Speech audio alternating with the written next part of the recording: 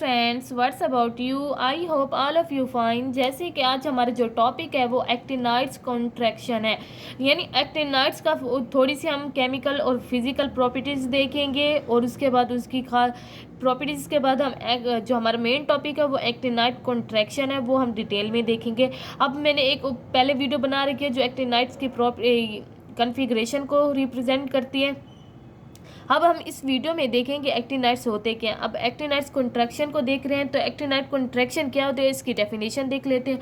The gradual decrease of atomic size increase of atomic number is called actinide contraction.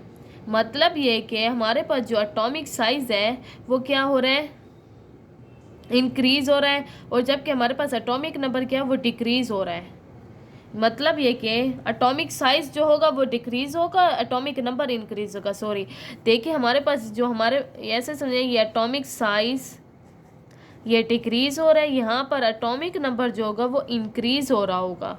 इस तरह से इसे हम क्या कहते हैं, लेंथेनाइट या एक्टिनाइड कॉन्ट्रैक्शन। लेंथेनाइट में भी यही टॉपिक आता है, उनकी भी ऐसे उनका साइज, उनके जो साइज होते हैं रेडियाई का वो कम होता जाता है और जो हमारे पास उनका एटॉमिक नंबर होता है वो बढ़ता जाता है। तो इससे हम क्या कहते हैं, लेंथेनाइड कॉन्ट्रैक्शन कहते हैं।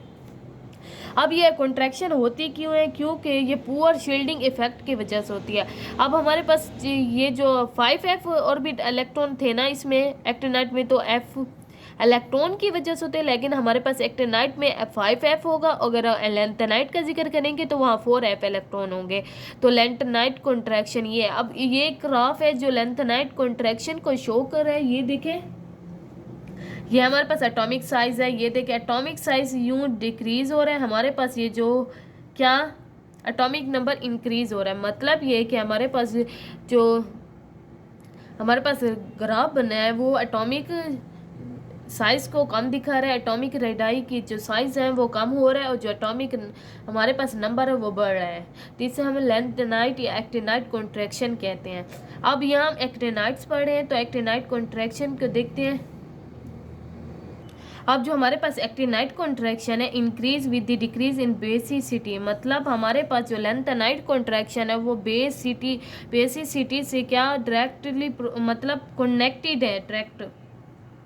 अगर हमारे पास बेसिसिटी डिक्रीज हो रही है तो एक्टिनाइड कॉन्ट्रैक्शन इंक्रीज होगी। बेसिसिटी क्या कहते हैं, रिमूवल ऑफ हाइड्रोजन या प्रोटॉन।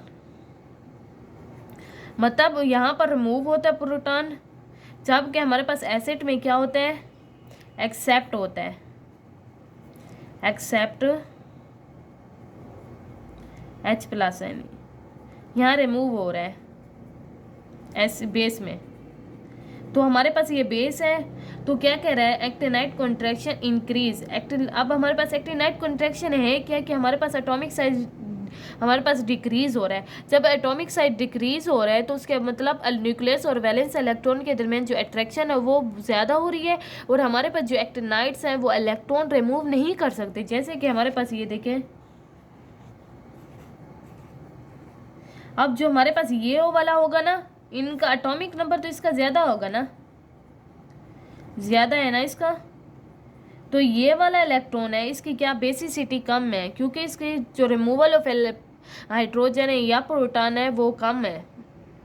क्यों रिमूवल ऑफ इलेक्ट्रॉन कम है, क्योंकि इसके वैलेंस इलेक्ट्रॉन और न्यूक्लियस के दरमियान स्ट्रॉन्ग अट्रैक्शन है, जबकि ये बड़ा साइज है और इसके दरमियान वैलेंस और न्यूक्लियस के दरमियान कम अट्रैक्शन है। और तो ये क्या करते हैं, ये इजीली रिमूव कर देते हैं इलेक्ट्रॉन को। तो यहाँ हमारे पास बेसिसिटी क्या हो रहा है, यूं बेसिसिटी यहाँ इंक्रीज हो रही है, यहाँ डिक्रीज हो रही है। तो इसका मतलब लेंथेनाइड कॉन्ट्रैक्शन इंक्रीज होने से बेसिसिटी क्या डिक्रीज होती है। इट मीन्स ये देखिए स्मॉल साइज है, स्मॉल बेसिसिटी, मतलब ये हमारे पास स्मॉल साइज था, इसका बेसिसिटी क्या कम है। ये देखिए इस बिग साइज है तो इसकी बेसिसिटी क्या है, ज़्यादा है। वैसे भी हम पीरियड्स में देखते हैं कि हमारे पास जो बेसिसिटी होती है वो क्या होती है, डिक्रीज होती जाती है पीरियड्स में। अब हम देखते हैं एक क्वेश्चन, जो यहाँ एक क्वेश्चन आ जाता है कि why radii contraction is more in actinide. मतलब कि हमारे पास जो रेडियाई की कॉन्ट्रैक्शन है वो ज़्यादा है लेंथेनाइड से, वो कैसे, क्यों एक्टिनाइड की कॉन्ट्रैक्शन क्यों ज़्यादा है लेंथेनाइड से। क्योंकि यहाँ हमारे पास एक्टिनाइट में कौन सा 5f ऑर्बिटल होता है, जबकि हमारे पास लैंथेनाइट में कौन सा 4f ऑर्बिटल होते हैं। वैलेंस शेल होता है जो ये है 5f, इसका 4f है। अब जो 5f ऑर्बिटल है इस मोर फ्यूज। अब हमारे पास जो x है वो स्फेरिकल है, हमारे पास जो p है वो क्या है, डम्पेल है, जो d है वो डबल डम्पेल है, जो हमारे पास d ऑर्बिटल होते हैं वो फ्यूज फॉर्म में होते हैं, 4f फ्यूज फॉर्म में, जो 5 है वो ज़्यादा फ्यूज फॉर्म में है। तो 5f orbital is more fuse then 4f orbital. To do this, 5f has less shielding effect. इसकी वजह से जो हमारे पास 5f ऑर्बिटल है इसके दरमियान शील्डिंग इफेक्ट क्या है, कम है। इनका शील्डिंग इफेक्ट क्या है, कम है। कम होने की वजह से क्या हो रहा है, न्यूक्लियस और वैलेंस शेल इलेक्ट्रॉन के दरमियान अट्रैक्शन बहुत ज़्यादा हो रही है, उनका साइज़ क्या हो रहा है, डिक्रीज़ हो रहा है। साइज़ डिक्रीज़ होने की वजह से लेंथ एक्टिनाइट कॉन्ट्रैक्शन हो रही है। तो इसे यहाँ पर क्या एक्टिनाइट्स का यही वजह है कि हमारे पास एक्टिनाइट क्या मोर कंट्रैक्शन शो करते हैं देन लेंथेनाइट्स। यही वजह है कि हमारे पास जो हमारे पास शील्डिंग इफेक्ट की वजह से एक्टिनाइट्स की जो कंट्रैक्शन है वो ज़्यादा होती है, जबकि लेंथेनाइट में कम होती है। अब हम इसकी ऑक्सीडेशन स्टेट देखते हैं एक्टिनाइट्स की, वो कैसे होते हैं। ऑक्सीडेशन स्टेट, जब हमारे पास एक्टिनाइट जो होते हैं उनकी ऑक्सीडेशन स्टेट प्लस नॉर्मली जो होती है ज़्यादातर वो +3 होती है। लेकिन यहाँ एक्टिनाइट के ऑक्सीडेशन की बात करें तो इनकी ऑक्सीडेशन स्टेट जो होती है वो हाई होती है। लेंथेनाइट में जो होती है वो ऑक्सीडेशन स्टेट मैक्सिमम क्या +4 हो जाती है, 4 होती है। लेकिन जब हम एक्टिनाइट्स की बात करते हैं यहाँ ऑक्सीडेशन स्टेट क्या 4 भी होती है, 5 भी होती है, 6 और +7 तक चली जाती है, यानी हाई हो जाती है। एक्टिनाइट की ऑक्सीडेशन स्टेज जो होती है वो हाई होती है लेंथेनाइट की निस्बत। अगर हम देखें जो हमारे पास oxidation state of first half series, हमारे पास जो फर्स्ट हाफ सीरीज है उसकी ऑक्सीडेशन स्टेट देखें तो क्या वो हायर हो रही है। मतलब हमारे पास जो एक्टिनाइट की फर्स्ट सीरीज है उसको देखें तो उसकी ऑक्सीडेशन बहुत ज़्यादा है, उसकी ज़्यादा मतलब 7 तक चली जाती है। Actinides resemble than the lanthanide in having more compound in +3 oxidase state than in the 4 state. Actinide और लेंथेनाइट के दरमियान एक जो रिसेम्बलेंस ये है कि इनकी ऑक्सीडेशन स्टेट क्या मोर जो होती है ज़्यादा वो +3 होती है, ये +4 वाले बहुत कम बनाते हैं। दोनों की जो नॉर्मली ज़्यादा ऑक्सीडेशन स्टेट होती है वो +3 होते हैं। यही वजह है कि एक्टिनाइट और जो लेंथेनाइट वो आपस में सिमिलर होते हैं। अब हम बात करें नेपच्यून की और पीयू की, तो यहाँ पर इनकी ऑक्सीडेशन स्टेट क्या होती है +7 हो जाती है, क्योंकि इनकी ऑक्सीडेशन स्टेट क्यों ज़्यादा होते हैं, क्योंकि फर्स्ट हाफ सीरीज में होते हैं। ऑक्सीडेशन स्टेट को हम याद करने के आसान मैं आपको ट्रिक बताने वाली हूँ, बहुत ही आसान। ये देखिए हमारे पास एक्टिनाइट्स हैं। एक्टिनाइट्स कहाँ से होते हैं, 89 से लेकर 103 तक। हमारे पास एक्टिनियम से लेकर लरीनियम तक। अब हमारे पास एक्टिनियम की कितने +3 है, इस तरह से हम क्या करेंगे, यूँ एक एक छोड़ कर +3 +4 +5 +6 +7 यूँ बनाएंगे। लेकिन यहाँ पर हम देखेंगे कि हमारे पास बैकियम जो हमारे पास CM या B की है इनकी ऑक्सीडेशन स्टेट कितनी है 4 है, और जबकि फिर हम इसके नीचे ले आएंगे ग्राफ में।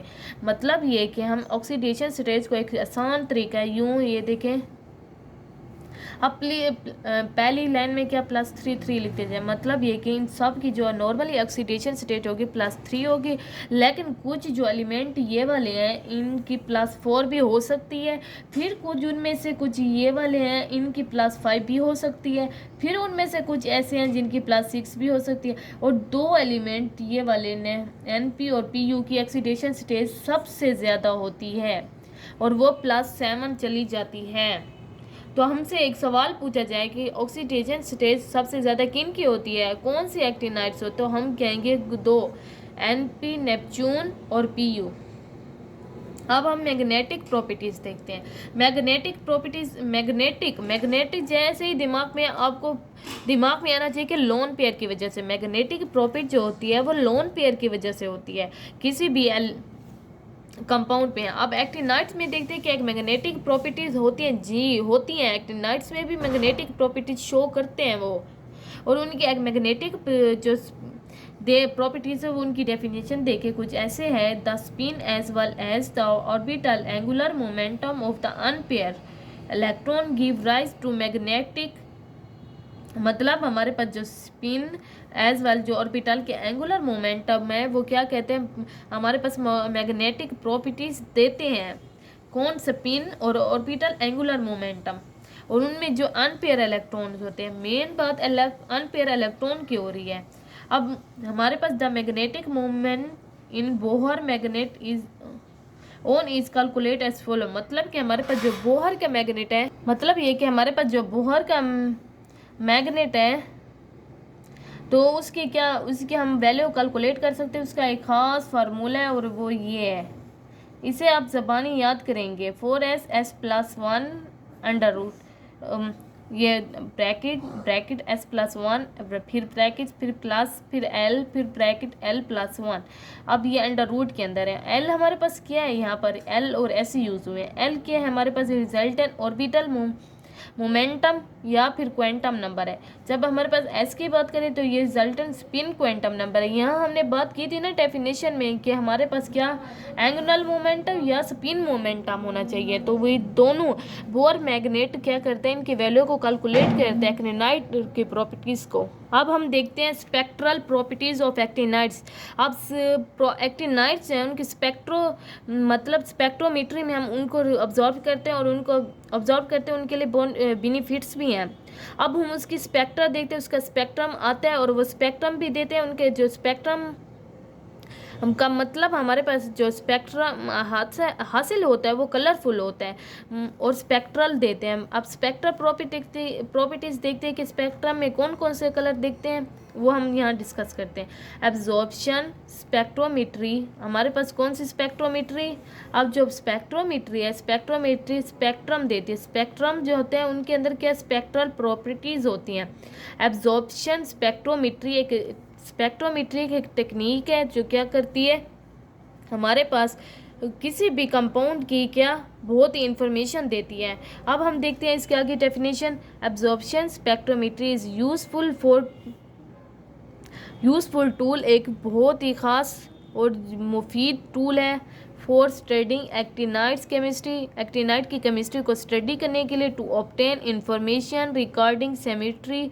ये मतलब कि हमारे पास कोई भी उसके बारे में इंफॉर्मेशन हासिल करनी हो केमिस्ट्री के बारे में, एक्टिनाइट की जो केमिस्ट्री है उसकी जो भी कोई इंफॉर्मेशन हो, या उसकी सेमेट्री की बात करें, या फिर हम CONO की नेचर की बात करें, या हमारे पास इन एक्टिनाइट के दरमियान जो बॉन्ड होता है वो किस तरह से बनता है, वो कैसे बनता है, उन सब की स्टडी कहाँ करते हैं हम, स्पेक्ट्रोमीट्री में करते हैं। और स्पेक्ट्रोमीट्री में जब करते हैं तो स्पेक्ट्रम तो आएगा, सो स्पेक्ट्रम की यहाँ वो स्पेक्ट्रम जो होता है हमारे पास कलरफुल होता है।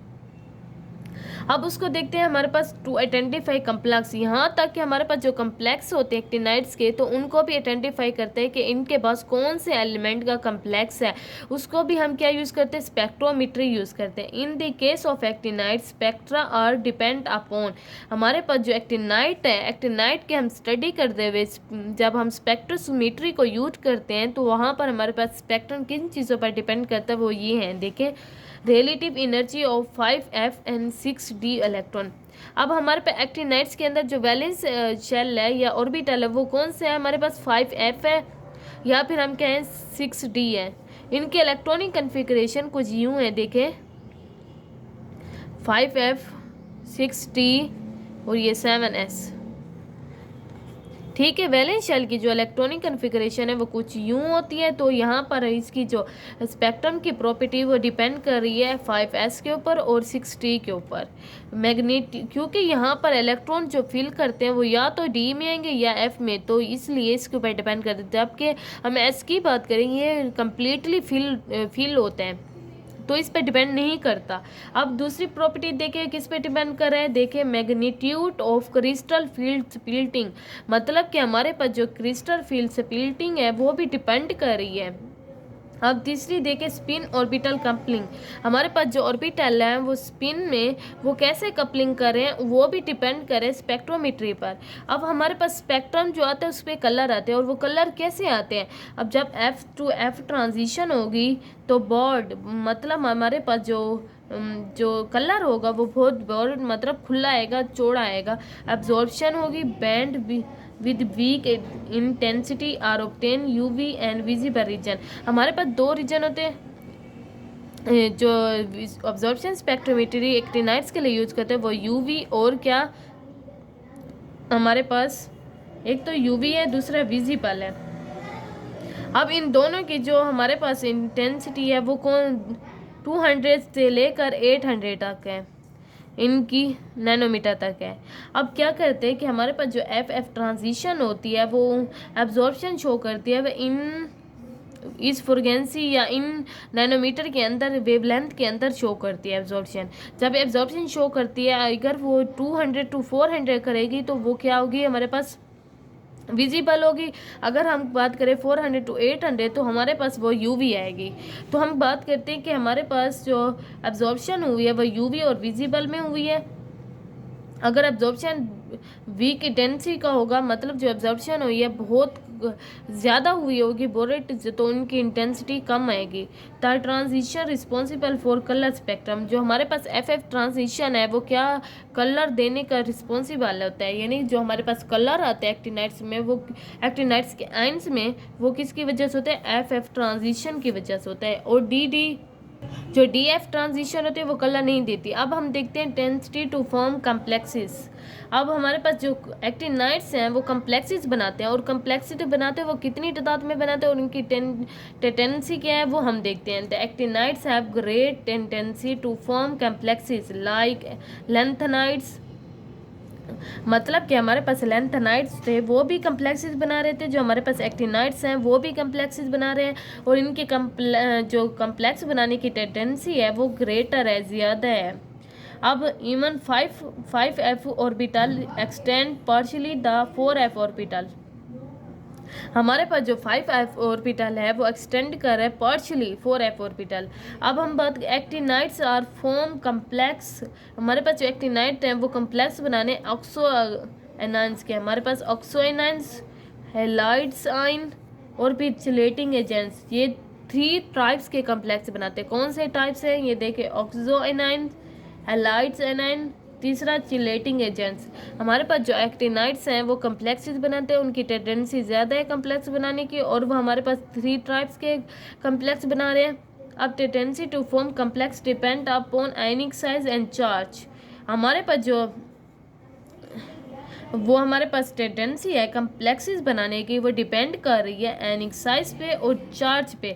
मतलब कि हमारे पास अगर आयन का साइज बढ़ेगा तो हमारे पास वो कम्प्लेक्स की भी कुछ कम्प्लेक्स के ऊपर असर करेगा, अगर चार्ज कम या ज़्यादा होता है वो भी कम्प्लेक्स पर असर करता है। यहाँ हम चार्ज की बात करें, देखें यहाँ +4 है चार्ज, अगर यहाँ बात करें तो ये देखें 2 ये क्या 2 मल्टीप्लाई यहाँ तकरीबन 4 प्लस चार्ज आएगा तो यहाँ 3 आएगा।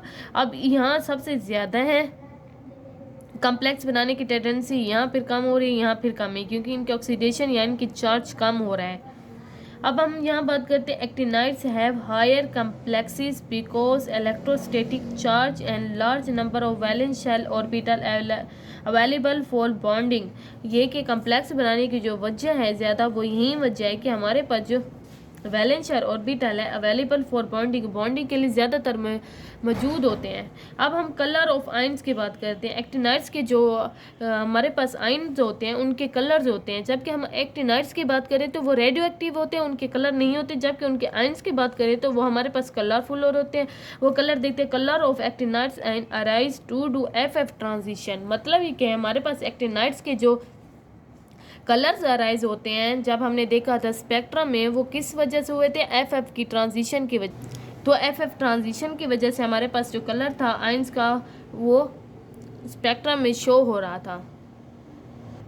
अब हमारे पास कुछ जो हमारे पास एफडी ट्रांजिशन है वो क्या यूवी रीजन में होते हैं। यूवी रीजन की 400 नैनोमीटर से लेकर 800 नैनोमीटर तक है, और यहाँ पर क्या एब्जॉर्प्शन शो कर रहा है। यहाँ पर जो एब्जॉर्प्शन शो होते हैं वो कलर शो नहीं करती, इनका कलर कोई नहीं होता। जब हम बात करते हैं, अब हमने कंप्लीट कर दिया एक्टिनाइड्स को। अब एक्टिनाइड्स के कुछ एलिमेंट के बहुत ज़्यादा सवाल आते हैं। एक्टिनाइड्स में से कुछ मैं आपको सवाल आप पूछें किस एक्टिनाइड्स के ना बॉइलिंग और मेटालिक पॉइंट के ज़्यादा होते हैं।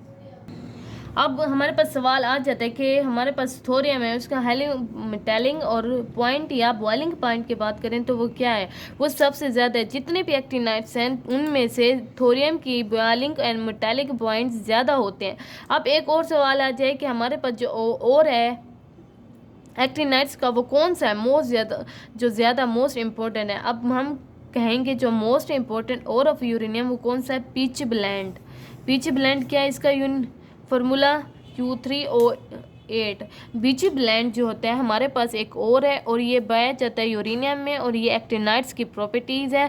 अब इसमें से क्वेश्चन आ सकते हैं, ये बहुत ही इंपॉर्टेंट क्वेश्चन हो सकते हैं। अब हमारे पास तीसरा क्वेश्चन है कि हमारे पास कौन सा आइसोटोप है जो हाईली रेडियो एक्टिव है यूरेनियम का। हमारे पास अब यूरेनियम है वो रेडियो एक्टिव है, उनमें से फिर और आइसोटोप है, यूरेनियम के भी तो और आइसोटोप्स हैं, उनमें से कौन सा आइसोटोप है जो ज़्यादा रेडियो एक्टिविटी शो करता है, वो कौन सा है, 235। यूरेनियम 235 सबसे ज़्यादा क्या रेडियो एक्टिविटी शो करता है।